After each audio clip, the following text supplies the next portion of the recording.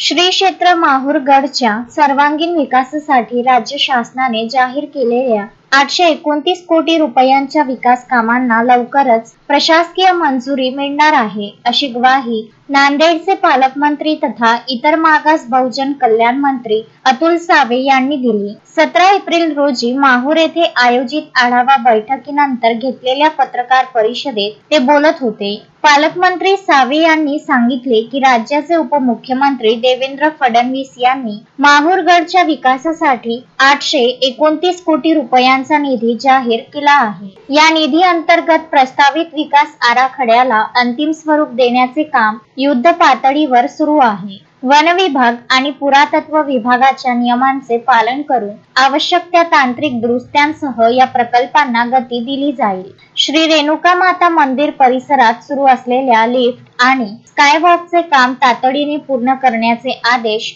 संबंधितांना देण्यात आले आहेत। निधी अभावी रखडलेल्या जल जीवन मिशनच्या कामांसाठी पाणी पुरवठा मंत्री गुलाबराव पाटील यांच्या सोबत नुकतीच बैठक झाली असून लवकरच संबंधित निधी उपलब्ध होणार आहे।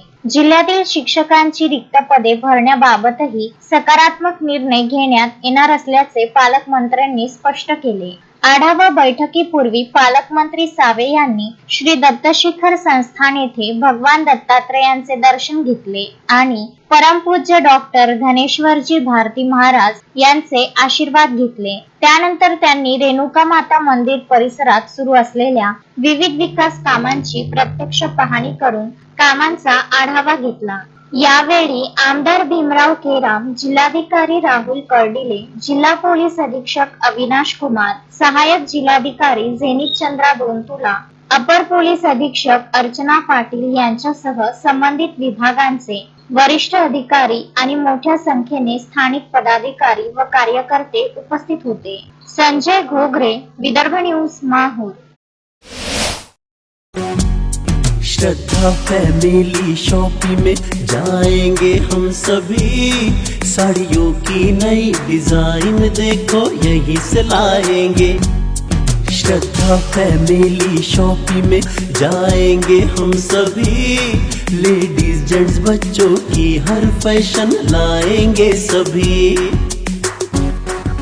फैशन के सफर में आप भी आगे ही आगे बढ़ते चलिए, क्योंकि बिजीलैंड का सबसे बड़ा आलीशान भव्य showroom Shraddha family shopping and mall, बिजीलैंड कॉम्प्लेक्स, नांदगांव पेठ, अमरावती।